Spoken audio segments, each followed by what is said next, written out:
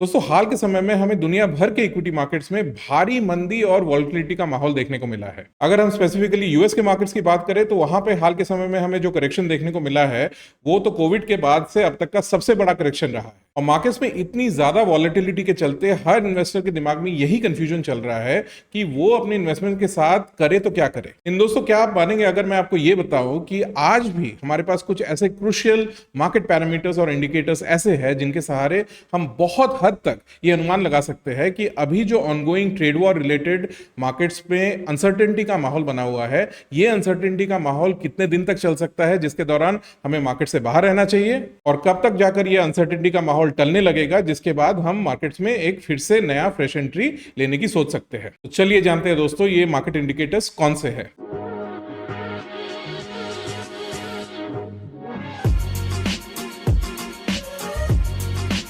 दोस्तों नमस्कार, मेरा नाम है इंद्रनील गुहा और मैं आप सबका स्वागत करता हूं आज के वीडियो में। दोस्तों हमारे देश के इक्विटी मार्केट्स में बहुत ही ज्यादा मंदी और वॉल्टिलिटी का माहौल पिछले साल के सितंबर के बाद से ही बना हुआ है, लेकिन हाल के दिनों में हमें यह देखने को मिला कि ये मंदी और वॉल्टिलिटी का माहौल अब पूरी तरह से डेवलप मार्केट्स में भी फैल चुका है। और इसका सबसे इंपॉर्टेंट ट्रिगर था 2 अप्रैल 2025 को यूएसए के नए जो चुने गए राष्ट्रपति है डोनाल्ड ट्रंप, उनके द्वारा ये अनाउंस करना कि वो दुनिया के लगभग सारे देशों के ऊपर बहुत ही बड़े पैमाने पे टैरिफ लगाने जा रहे हैं। और इस अनाउंसमेंट का दुनिया भर के इक्विटी मार्केट्स पे एक बहुत ही इमीडिएट और बहुत ही एडवर्स इंपैक्ट पड़ा। S&P 500 जो कि यूएसए का प्राइमरी स्टॉक मार्केट इंडेक्स है, उसमें 2 अप्रैल 2025 के बाद सिर्फ 5 ट्रेडिंग डेज में 12% का करेक्शन देखने को मिला। और जैसे ही लगने लगा था कि ये मार्केट करेक्शन एक बहुत ही बड़े मार्केट क्रैश में तब्दील होने जा रहा है, वैसे ही हमें एक बहुत ही ताज्जुब करने वाला डेवलपमेंट फिर से देखने को मिला। 9 अप्रैल 2025 को प्रेसिडेंट ट्रंप ने फिर से एक चौंकाने वाला अनाउंसमेंट किया, और वो ये कि 2 अप्रैल को उन्होंने जिन सारे देशों के ऊपर टैरिफ्स इंपोज करने का अनाउंसमेंट किया था, उनमें से ज्यादातर देशों ने यूएसए के ट्रेड रिप्रेजेंटेटिव्स को ये मैसेज भेजा है कि वो टैरिफ्स के ऊपर नेगोशिएट करने को तैयार है। और इसके मद्देनजर प्रेसिडेंट ट्रंप ने यह अनाउंस किया कि वो टैरिफ्स का इंप्लीमेंटेशन 90 डेज के लिए पोस्टपोन कर रहे हैं। जैसा कि उम्मीद थी, इस अनाउंसमेंट के इमीडिएटली बाद दुनिया भर की इक्विटी मार्केट्स में बहुत स्ट्रॉन्ग रैलीज देखने को मिले। S&P 500 इंडेक्स में 9 अप्रैल को सिर्फ एक ट्रेडिंग सेशन के दौरान करीब 10% की रैली देखने को मिली। तो दोस्तों अभी के लिए तो ये लग सकता है कि संकट टल गया है, लेकिन दोस्तों मैं आपको आश्वस्त कर सकता हूं कि ट्रेड वॉर रिलेटेड जो अनसर्टेनिटी का माहौल है वो अभी तक पूरी तरह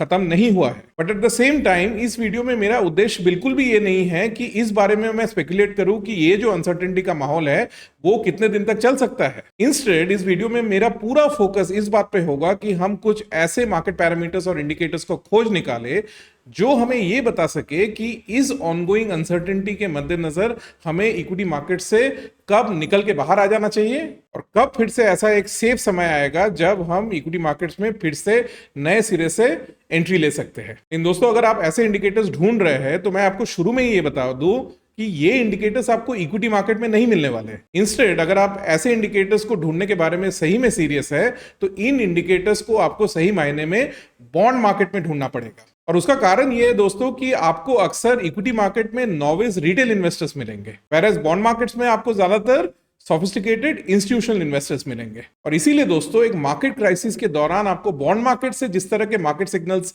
मिल सकते हैं वो इक्विटी मार्केट से मिलने वाले सिग्नल्स की तुलना में हमेशा एक सुपीरियर क्वालिटी के होते हैं। और दोस्तों इस वीडियो में मैं बॉन्ड मार्केट से जुड़े 3 क्रूशियल मार्केट इंडिकेटर्स के बारे में चर्चा करूंगा। और मेरा स्ट्रांगली ये मानना है कि अभी जो हमें इक्विटी मार्केट्स में एक बहुत ही ज्यादा वॉलेटिलिटी का माहौल देखने को मिल रहा है, इस दौरान हमें इक्विटी मार्केट्स को नेविगेट करने में इन 3 बॉन्ड मार्केट पैरामीटर्स से बहुत ज्यादा सहायता मिल सकती है। दोस्तों बॉन्ड मार्केट से जुड़ा जो पहला मार्केट पैरामीटर है जिसके बारे में मैं चर्चा करने जा रहा हूं, उसका नाम है जंग बॉन्ड स्प्रेड।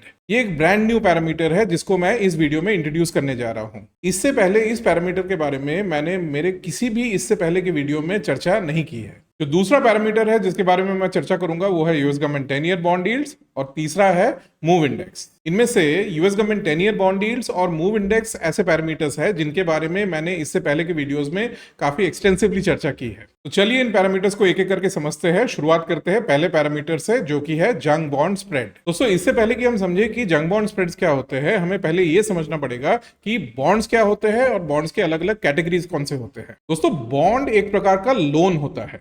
जब भी कोई अपना बॉन्ड आपको बेचने आता है और आप उस बॉन्ड में इन्वेस्ट करते हैं तो आप एसेंशियली उस एंटिटी को लोन दे रहे होते हैं। ब्रॉडली स्पीकिंग दो तरह के बॉन्ड्स होते हैं। पहला कैटेगरी होता है गवर्नमेंट बॉन्ड्स का और दूसरा कैटेगरी ऑफ बॉन्ड्स होता है प्राइवेट सेक्टर कंपनीज का बॉन्ड्स। अगर आपने गवर्नमेंट बॉन्ड में इन्वेस्ट किया है तो एक तरह से आपने गवर्नमेंट को एक लोन दिया है और ये जो लोन आपने गवर्नमेंट को दिया है इसके रिटर्न में गवर्नमेंट से आपको ये बॉन्ड का जो ड्यूरेशन है इस ड्यूरेशन के दौरान आपको गवर्नमेंट से इंटरेस्ट पेमेंट मिलता रहेगा और इस बॉन्ड का जो ड्यूरेशन है उस ड्यूरेशन के एंड में आपको आपका प्रिंसिपल अमाउंट वापस मिल जाएगा। सिमिलरली अगर आपने एक प्राइवेट कंपनी के बॉन्ड में इन्वेस्ट किया है तो एसेंशियली आपने उस प्राइवेट कंपनी को एक लोन दिया है जिसके रिटर्न में वो प्राइवेट कंपनी आपको उस बॉन्ड के ड्यूरेशन के दौरान आपको इंटरेस्ट पेमेंट देगी और उस बॉन्ड के ड्यूरेशन के एंड में आपको आपका प्रिंसिपल अमाउंट वापस मिल जाएगा। किसी भी बॉन्ड में आप इन्वेस्ट करके कितना इंटरेस्ट कमा सकते हो इस बात पर डिपेंड करता है कि उस बॉन्ड में इन्वेस्ट करने का रिस्क कितना है। रिस्क जितना ज्यादा बढ़ता जाता है उतना ही ज्यादा आप इंटरेस्ट कमा सकते हैं। रिस्क जितना कम होता है उतना ही आप इंटरेस्ट कम कमाएंगे। अब यूजुअली जब गवर्नमेंट बॉन्ड्स की बात आती है तो गवर्नमेंट बॉन्ड्स को यूजुअली एक बहुत ही ज्यादा सेफ इन्वेस्टमेंट माना जाता है क्योंकि इसकी संभावना बहुत ही कम होती है कि आप गवर्नमेंट बॉन्ड में इन्वेस्ट करें और आपको आपका पैसा और इंटरेस्ट वापस ना मिले। और इसका कारण यह है कि अगर सरकार के पास पैसा खत्म भी हो जाता है, अगर सरकार के पास बॉन्ड इन्वेस्टर्स को लौटाने के लिए पैसा बचा नहीं भी है, फिर भी सरकार के पास एक स्पेशल राइट तो हमेशा होता है और वो स्पेशल राइट ये है कि सरकार जितना चाहे नया पैसा छाप सकती है और इस न्यूली प्रिंटेड पैसे के सहारे सरकार बॉन्ड इन्वेस्टर्स को उनका पैसा लौटा सकती है। और इसीलिए दोस्तों चूंकि गवर्नमेंट बॉन्ड्स में इन्वेस्ट करने का रिस्क इतना कम होता है इसीलिए गवर्नमेंट बॉन्ड्स में इन्वेस्ट करके आप जितना इंटरेस्ट कमा सकते हैं वो दूसरे बॉन्ड्स के तुलना में सबसे कम होता है। दोस्तों अब आता है प्राइवेट सेक्टर कंपनीज के बॉन्ड्स पे। प्राइवेट सेक्टर कंपनीज के बॉन्ड्स के केस में एक रिस्क हमेशा होता है और वो रिस्क है रिस्क ऑफ डिफॉल्ट। और उसका कारण यह है कि प्राइवेट सेक्टर कंपनीज के केस में हमेशा यह रिस्क होता है कि अगर वो कंपनी अपना बिजनेस ठीक से चला ना सकी तो वो कंपनी बंद हो सकती है, वो कंपनी बैंकरप्ट हो सकती है। और अगर एक कंपनी बंद हो जाती है, अगर एक कंपनी बैंकरप्ट हो जाती है तो ये कंपनी अपने बॉन्ड इन्वेस्टर्स को उनका पैसा और उस पैसे पे जो इंटरेस्ट बनता है वो वापस नहीं कर सकेगी। इसीलिए जैसे जैसे आप ऊपर से नीचे आ रहे होते हैं, जैसे जैसे आप गवर्नमेंट बॉन्ड से प्राइवेट सेक्टर कंपनीज के बॉन्ड्स में आ रहे होते हैं, वैसे वैसे बॉन्ड्स में इन्वेस्ट करने का रिस्क बढ़ता जाता है। और चूंकि प्राइवेट सेक्टर कंपनीज के बॉन्ड्स में इन्वेस्ट करने का रिस्क ज्यादा होता है इसीलिए इस रिस्क को कॉम्पेंसेट करने के लिए bond investors private sector company से एक higher rate of interest demand करते हैं उनके बॉन्ड्स में इन्वेस्ट करने के लिए। और इसीलिए किसी भी बॉन्ड में इन्वेस्ट करके आप कितना इंटरेस्ट कमा सकते हैं ये रेट ऑफ इंटरेस्ट बढ़ता रहता है जैसे जैसे आप ऊपर से नीचे की तरफ जाते रहते हैं, जैसे जैसे आप गवर्नमेंट बॉन्ड से प्राइवेट सेक्टर कंपनीज के बॉन्ड्स की तरफ जाते हैं। किसी भी बॉन्ड में इन्वेस्ट करके आप जो रेट ऑफ इंटरेस्ट कमा सकते हैं इस रेट ऑफ इंटरेस्ट को यील्ड भी कहा जाता है। अगर आपको यहां तक सब कुछ समझ में आया है तो इस स्टेज में मैं एक नया कॉन्सेप्ट इंट्रोड्यूस करना चाहता हूं जिसका नाम है स्प्रेड। अब स्प्रेड क्या होता है? स्प्रेड को आप इस तरह से समझिए कि किसी भी प्राइवेट सेक्टर कंपनी के बॉन्ड का जो यील्ड होता है और गवर्नमेंट बॉन्ड का जो यील्ड होता है, इन दो यील्ड्स का जो डिफरेंस है इसको कहते हैं स्प्रेड। तो बेसिकली गवर्नमेंट बॉन्ड्स में इन्वेस्ट करके बॉन्ड इन्वेस्टर्स जितना इंटरेस्ट रेट कमा सकते हैं उस इंटरेस्ट रेट के तुलना में जितना additional rate of interest bond investors demand करते हैं प्राइवेट सेक्टर कंपनीज से उनके बॉन्ड्स में इन्वेस्ट करने के लिए, इस एडिशनल रेट ऑफ इंटरेस्ट को कहा जाता है स्प्रेड। और इसका कारण क्या है? इसका कारण जैसे कि मैंने अभी आपको समझाया ये है कि गवर्नमेंट बॉन्ड्स की तुलना में प्राइवेट सेक्टर कंपनीज के बॉन्ड्स में इन्वेस्ट करने का रिस्क ज्यादा होता है और इस रिस्क को कॉम्पेंसेट करने के लिए bond investors private sector companies से उनके बॉन्ड्स में इन्वेस्ट करने के लिए एक higher rate of interest demand करते हैं, एक स्प्रेड डिमांड करते हैं। जब प्राइवेट सेक्टर कंपनीज की बात आती है तो प्राइवेट सेक्टर कंपनीज के अंदर भी बहुत सारी सब कैटेगरीज होती है और प्राइवेट सेक्टर बॉन्ड्स की जो सब कैटेगरीज आप अपने स्क्रीन पे अभी देख सकते हैं, ये सब कैटेगरीज एसेंशियली इन बॉन्ड्स के रेटिंग्स को रिप्रेजेंट करता है। अब जो AAA रेटेड बॉन्ड्स होते हैं उन्हें प्राइवेट सेक्टर बॉन्ड्स के बीच में सबसे हाईएस्ट रेटेड बॉन्ड्स माना जाता है। AAA रेटेड बॉन्ड्स के केस में यह माना जाता है कि दूसरे प्राइवेट सेक्टर कंपनीज के बॉन्ड्स की तुलना में AAA रेटेड बॉन्ड्स सबसे ज्यादा सेफ होते हैं। इन बॉन्ड्स के केस में यह माना जाता है कि डिफॉल्ट का जो रिस्क है वो सबसे कम है। रिस्क ऑफ डिफॉल्ट मतलब आप किसी कंपनी के बॉन्ड में इन्वेस्ट करें और ये कंपनी आपका पैसा विद इंटरेस्ट वापस ना कर सके, इस रिस्क को रिस्क ऑफ डिफॉल्ट कहते हैं। और चूंकि ट्रिपल ए रेटेड कंपनीज के केस में दूसरे प्राइवेट सेक्टर कंपनीज के बॉन्ड्स की तुलना में रिस्क ऑफ डिफॉल्ट सबसे कम होता है, इसीलिए इन बॉन्ड्स में इन्वेस्ट करके जो रेट ऑफ इंटरेस्ट आप कमा सकते हैं, जो यील्ड आप कमा सकते हैं, वो दूसरे प्राइवेट सेक्टर कंपनीज के बॉन्ड्स की तुलना में सबसे कम होता है। ट्रिपल ए रेटेड बॉन्ड्स के बाद आते हैं डबल ए रेटेड बॉन्ड्स, फिर सिंगल ए, फिर triple B, double B, single B, फिर आते हैं ट्रिपल सी रेटेड बॉन्ड्स, फिर डबल सी, सिंगल सी। और जैसे जैसे आप ऊपर से नीचे की तरफ जाते रहते हैं वैसे वैसे रिस्क ऑफ डिफॉल्ट बढ़ता जाता है। और इस बढ़ते हुए डिफॉल्ट रिस्क को कॉम्पनसेट करने के लिए जो रेट ऑफ इंटरेस्ट, जो यील्ड आप कमा सकते हैं इन बॉन्ड्स में इन्वेस्ट करके, वो यील्ड भी बढ़ता जाता है जैसे जैसे आप ऊपर से नीचे की तरफ जाते रहते हैं। और सबसे नीचे आप देख सकते हैं एक और रेटिंग है, रेटिंग डी। डी का मतलब है डिफॉल्ट।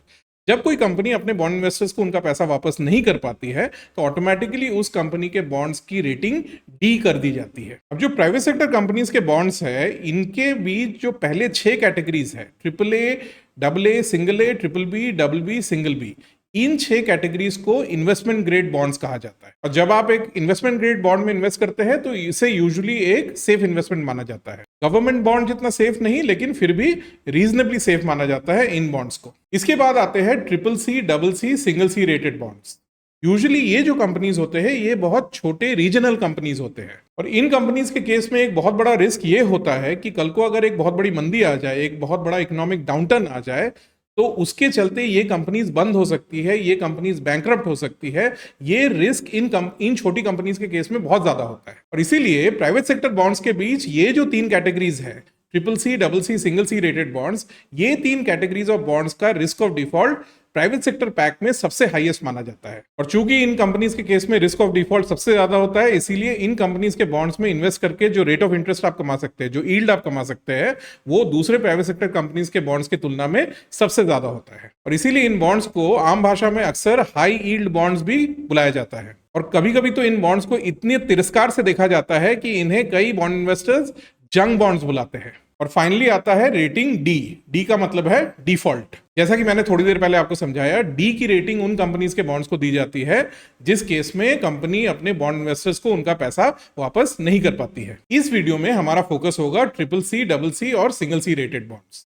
इन बॉन्ड्स को, जैसा कि मैंने थोड़ी देर पहले आपको समझाया, हाई यील्ड बॉन्ड्स या जंग बॉन्ड्स भी बुलाया जाता है। और इन जंग बॉन्ड्स में इन्वेस्ट करके जो रेट ऑफ इंटरेस्ट, जो यील्ड आप कमा सकते हैं, और गवर्नमेंट बॉन्ड्स में इन्वेस्ट करके जो यील्ड आप कमा सकते हैं, इन दो यील्ड्स के बीच में जो डिफरेंस है, इस डिफरेंस को कहा जाता है जंग बॉन्ड स्प्रेड। तो इफेक्टिवली गवर्नमेंट बॉन्ड्स में इन्वेस्ट करके बॉन्ड इन्वेस्टर्स जो रेट ऑफ इंटरेस्ट, जो यील्ड कमा सकते हैं, उसकी तुलना में जो एडिशनल रेट ऑफ इंटरेस्ट, जो एडिशनल यील्ड बॉन्ड इन्वेस्टर्स ये triple C, double C, single C rated companies से डिमांड करते हैं उनके बॉन्ड्स में इन्वेस्ट करने के लिए, इस एडिशनल रेट ऑफ इंटरेस्ट, इस एडिशनल यील्ड को जंग बॉन्ड स्प्रेड कहा जाता है। और अभी जो ये चार्ट आप अपने स्क्रीन पे देख सकते हैं, ये चार्ट हमें बताता है कि 2007 के बाद से किस तरह से जंग बॉन्ड स्प्रेड्स ऊपर या नीचे गए हैं। और जैसा कि हम देख सकते हैं, हर 3-4 साल के इंटरवल में हमें इस रेड लाइन में एक स्पाइक देखने को मिलता है। और जब भी ये रेड लाइन बहुत ज्यादा ऊपर चला जाता है तो उसका मतलब ये होता है कि ऐसे वक्त में बॉन्ड इन्वेस्टर्स इन छोटी कंपनीज से गवर्नमेंट बॉन्ड्स की तुलना में एक बहुत ही ज्यादा एडिशनल रेट ऑफ इंटरेस्ट, एक बहुत ही ज्यादा स्प्रेड डिमांड कर रहे होते हैं इनके बॉन्ड्स में इन्वेस्ट करने के लिए। और ऐसा होता कब है? यूजुअली ऐसा होता तब है जब इकोनॉमी में एक मंदी चल रही होती है या इकोनॉमी में एक बहुत बड़ा इकोनॉमिक डाउनटर्न आ जाता है, क्योंकि ऐसे वक्त में ये जो छोटी कंपनीज होती है, इनके बंद हो जाने का या इनके बैंकरप्ट हो जाने का रिस्क बहुत बढ़ जाता है। एक और चीज जो हमें इस स्टेज पे समझना पड़ेगा वो ये कि जब भी ये रेड लाइन बहुत ऊपर चला जाता है, बाय डेफिनेशन वो ऐसे वक्त होते हैं जब बॉन्ड इन्वेस्टर्स इन छोटी कंपनीज से उनके बॉन्ड्स में इन्वेस्ट करने के लिए बहुत ज्यादा रेट ऑफ इंटरेस्ट डिमांड कर रहे होते हैं।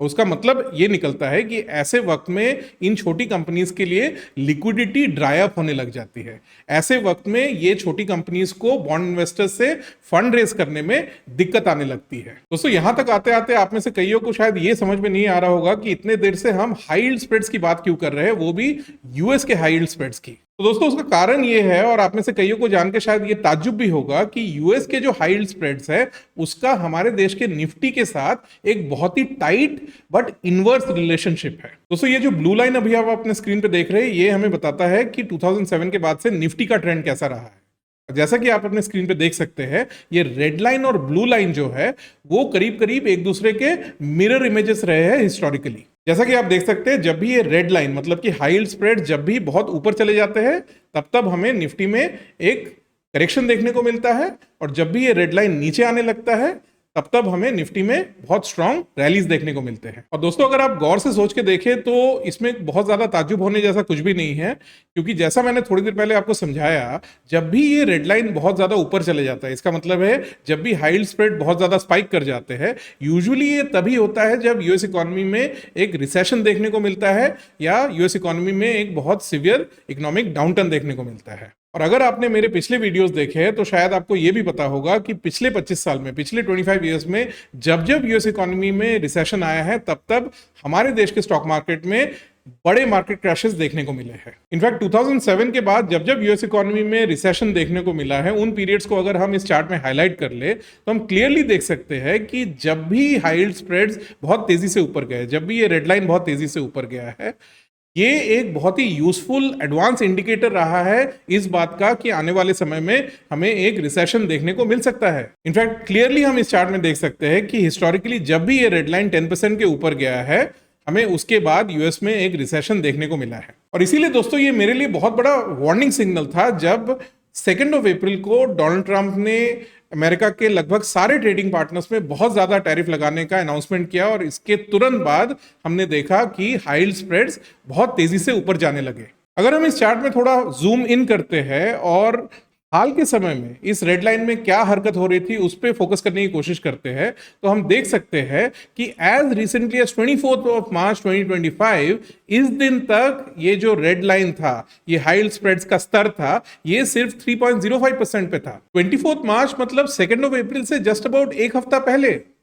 2 अप्रैल वो दिन था जिस दिन डोनाल्ड ट्रंप ने लगभग यूएस के सारे ट्रेडिंग पार्टनर्स पे टैरिफ लगाने का अनाउंसमेंट किया। इन दोस्तों, जैसा कि आप देख सकते हैं इस चार्ट में, जैसे ही डोनाल्ड ट्रंप ने दूसरे देशों पे टैरिफ लगाने का अनाउंसमेंट किया, वैसे ही 7 अप्रैल तक आते आते हाई यील्ड स्प्रेड्स बढ़ के पहुंच गए 4.61%।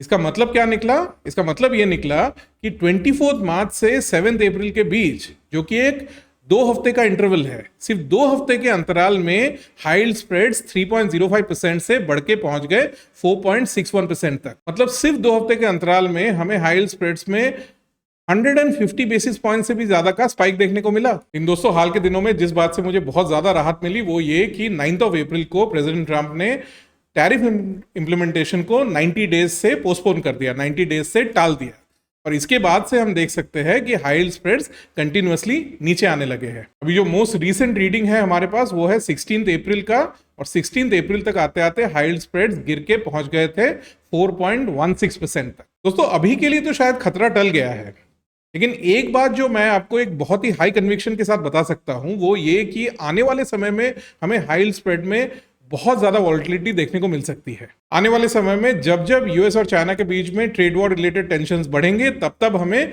हाई यील्ड स्प्रेड्स में स्पाइक देखने को मिलेगा, और जैसे जैसे यूएस और चाइना इस ट्रेड वॉर में एक रेजोल्यूशन की तरफ बढ़ेंगे वैसे वैसे हमें हाई यील्ड स्प्रेड्स में एक नॉर्मलाइजेशन देखने को मिलेगा, हाई यील्ड स्प्रेड्स को हम नीचे आते हुए देख सकेंगे। इसीलिए दोस्तों, इस ऑनगोइंग ट्रेड वॉर के दौरान हाई यील्ड स्प्रेड्स मेरा one of the most favourite market indicators है, क्योंकि मुझे स्ट्रांगली ये लगता है कि इस मार्केट इंडिकेटर के द्वारा हम इस ऑनगोइंग ट्रेड वॉर सिचुएशन को बहुत क्लोजली ट्रैक कर सकेंगे, और इस ट्रेड वॉर सिचुएशन का इक्विटी मार्केट्स पे क्या परिणाम हो सकता है, क्या इंपैक्ट हो सकता है, उसको भी बहुत क्लोजली ट्रैक कर सकेंगे। इनफैक्ट हाई यील्ड स्प्रेड्स को चूंकि मैं इतना क्लोजली ट्रैक कर रहा था, इसीलिए मुझे काफी पहले से इस बात का बहुत स्ट्रांगली अंदेशा होने लगा था कि अभी के लिए ये जो ongoing trade war related tensions है वो शायद यहाँ से और ज्यादा एडवर्स नहीं होंगे, और बहुत ज्यादा चांसेस है कि हमें एटलीस्ट एक इंटरिम रेजोल्यूशन देखने को मिल सकता है। और उसका कारण ये है दोस्तों कि जैसा कि हम इस चार्ट में देख सकते हैं कि हाल के समय में हालांकि हमें इस हाई यील्ड स्प्रेड में एक अच्छा खासा स्पाइक देखने को तो मिला, लेकिन ये स्पाइक इतना बड़ा भी नहीं था कि यूएस इकोनॉमी रिसेशन में चली जाए। और ऐसा मैं इसलिए कह रहा हूं क्योंकि इस चार्ट में हम देख सकते हैं कि हिस्टोरिकली हमें यूएस इकोनॉमी में रिसेशन तभी देखने को मिला है जब ये हाई यील्ड स्प्रेड 10% के ऊपर गए हो। इसकी तुलना में हाल के समय में हमने देखा कि हाई यील्ड स्प्रेड का जो पीक था वो था सिर्फ 4.61% का, और उसके बाद हाई यील्ड स्प्रेड नीचे आने लगे। और इसीलिए दोस्तों ऑल अलोंग मेरा इंटरप्रिटेशन तो यही था कि बॉन्ड मार्केट को दिख रहा है कि आने वाले समय में एटलीस्ट एक इंटरिम रेजोल्यूशन निकल के आ सकता है। और दोस्तों बॉन्ड मार्केट फिर से बिल्कुल सही साबित हुआ। जैसा कि बॉन्ड मार्केट का अंदेशा था, अभी के लिए हमें इस ऑनगोइंग ट्रेड वॉर सिचुएशन में एटलीस्ट एक इंटरिम रेजोल्यूशन मिल चुका है, क्योंकि प्रेसिडेंट ट्रंप ने टैरिफ इंप्लीमेंटेशन को 90 डेज के लिए पोस्टपोन कर दिया है। लेकिन दोस्तों इस इंटरिम रेजोल्यूशन के बावजूद, टैरिफ इंप्लीमेंटेशन में 90 डेज के पोस्टपोनमेंट के बावजूद, मेरा कहने का मतलब बिल्कुल भी ये नहीं है कि ऑनगोइंग ट्रेड वॉर में जो टेंशन्स है वो यहां से और ज्यादा नहीं बिगड़ सकते हैं। इस ऑनगोइंग ट्रेड वॉर के चलते आने वाले समय में यूएस इकोनॉमी रिसेशन में नहीं जा सकती है। मैं सिर्फ ये कह रहा हूं कि आने वाले समय में हमें हाई यील्ड स्प्रेड्स को बहुत क्लोजली ट्रैक करना चाहिए, क्योंकि अगर आने वाले समय में यूएस इकोनॉमी रिसेशन में चली जाती है तो इस बात की बहुत ज्यादा संभावना है कि रिसेशन के शुरू होने से पहले हमें हाई यील्ड स्प्रेड्स में एक स्पाइक देखने को मिल सकता है। जैसा कि हमने हिस्टोरिकली देखा है, अगर हमें हाई यील्ड स्प्रेड में एक बड़ा स्पाइक देखने को मिलता है, स्पेशली अगर हाई यील्ड स्प्रेड का लेवल 10% के ऊपर चला जाता है, तो यूजुअली ये एक आने वाले रिसेशन का एक बहुत ही रिलायबल एडवांस वार्निंग होता है। दूसरी तरफ अगर आने वाले समय में हम ये देखते हैं कि हाई यील्ड स्प्रेड्स बहुत तेजी से नीचे आ रहे हैं, और हाई यील्ड स्प्रेड्स के नीचे आने का प्रोसेस जैसा कि हमने थोड़ी देर पहले देखा ऑलरेडी शुरू हो चुका है, तो ये इक्विटी मार्केट्स के लिए एक बहुत ही पॉजिटिव सिग्नल होगा। दोस्तों जैसे कि हमने देखा, हाल के समय में हाई यील्ड स्प्रेड्स ने एक नया पीक बनाया था 4.61% का, और ये पीक हमें देखने को मिला था 7 अप्रैल 2025 को।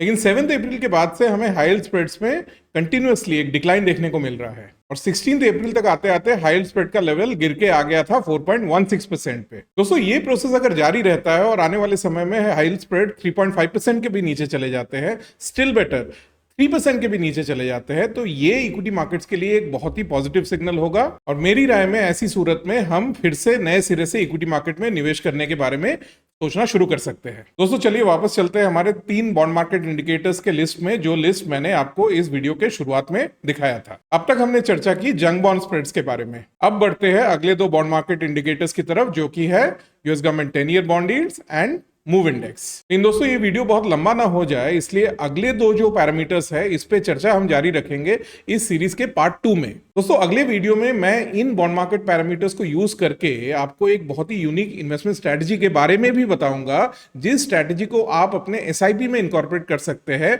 और उसके सहारे आप अपने एसआईपी से not just positive returns but almost double digit returns हासिल कर सकते हैं, इवन इफ मार्केट्स में एक बहुत ही बड़े क्रैश का माहौल बना हुआ हो। वैसे ही क्रैश और मंदी का माहौल जैसा कि हम निफ्टी में पिछले करीब 6 महीने से बना हुआ देख सकते हैं। जैसा कि हम जानते हैं, इस दौरान ज्यादातर एसआईपीज का रिटर्न अब नेगेटिव हो चुका है, लेकिन मैं एक ऐसे इन्वेस्टमेंट स्ट्रेटजी के बारे में बात कर रहा हूं जिसमें इतने बड़े मार्केट करेक्शन और मंदी के बावजूद भी आपके एसआईपी का रिटर्न नॉट जस्ट पॉजिटिव रह सकता है बट डबल डिजिट तक जा सकता है। तो दोस्तों इस स्ट्रेटजी के बारे में गौर से सुनिएगा और अच्छे से समझने की कोशिश करिएगा। इस स्ट्रेटजी को डिस्कस करूंगा मैं मेरे अगले वीडियो में। दोस्तों मैं इस वीडियो को यहीं पे समाप्त करता हूं। मुझे पूरी आशा है कि इस वीडियो के दौरान बॉन्ड मार्केट से जुड़े जिन इंडिकेटर्स के बारे में मैंने आपको बताया, उस इंडिकेटर्स के सहारे आप इक्विटी मार्केट्स के ऑनगोइंग वॉलेटिलिटी के बीच अपने इन्वेस्टमेंट पोर्टफोलियो को अच्छी तरह से प्रोटेक्ट कर सकेंगे और उसे ग्रो भी कर सकेंगे। इस वीडियो के दौरान जो इनसाइट्स मैंने आपके समक्ष रखे, वो इनसाइट्स अगर आपको यूजफुल लगे,